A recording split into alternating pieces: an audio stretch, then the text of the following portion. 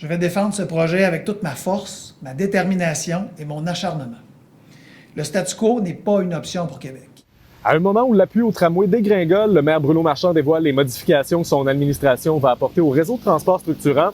Ça fait maintenant 4 ans qu'on en parle. Le tracé, le budget et l'échéancier ont évolué. On prend 2 minutes pour faire le point sur l'avancement du projet de tramway. Selon un sondage léger commandé par la Ville de Québec, seulement 41% des personnes appuient le projet de tramway présenté par l'administration Labaume. C'est une diminution de 11% par rapport au coup de sonde mené en août dernier, avant la campagne électorale municipale. Pour faire remonter le taux d'adhésion, la Ville souhaite accroître ses efforts de communication. C'est commencé aujourd'hui avec la première de 2 conférences de presse. Plusieurs aspects du projet ont été abordés, alimentation électrique, insertion de la plateforme, mais aussi budget.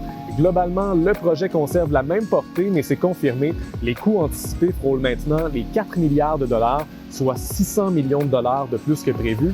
Le maire Marchand souhaite toutefois diminuer ce montant de 70 millions de dollars. On a besoin de réduire ces coûts-là, aussi pour démontrer aux citoyens qu'on n'a pas l'impression et on ne travaille pas avec un chèque en blanc. Et notre souhait, c'est que le gouvernement fédéral y contribue à hauteur de 40 %, comme il le fait dans la partie précédente du projet. Le gouvernement du Québec s'est montré très ouvert à sa participation également. Alors, on est très, très confiant d'obtenir une entente qui va être à la satisfaction de tous et qui va permettre au projet d'aller de l'avant avec les échéanciers, en respectant ces échéanciers-là. Parlant d'échéancier, ça va prendre des entreprises pour concevoir et réaliser le projet. On ne les connaît pas encore. L'été dernier, la Ville a annoncé que l'appel de proposition initiale n'avait pas fonctionné. Un seul consortium s'était montré intéressé.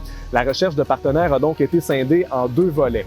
Un volet pour le matériel roulant et un autre volet pour les infrastructures. Pensons aux tunnels et aux stations, par exemple. Le 13 janvier, on a appris que les multinationales Alstom et Siemens s'étaient montrés intéressés pour le premier volet, celui du matériel roulant. Le bureau de projet va maintenant déterminer si elles peuvent passer à l'étape suivante, l'appel de proposition.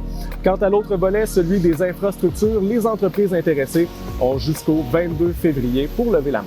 Une fois qu'on aura sélectionné les partenaires, les travaux majeurs devraient débuter à l'été 2023. On va alors se concentrer sur la portion ouest entre Legendre et l'Université Laval, mais aussi commencer à creuser le tunnel de la colline parlementaire.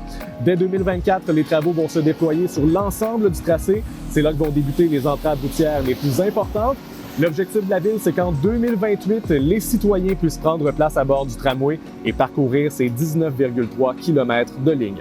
Pour en savoir davantage sur les annonces du maire Marchand et sur le chantier, consultez l'appli Info de Radio-Canada.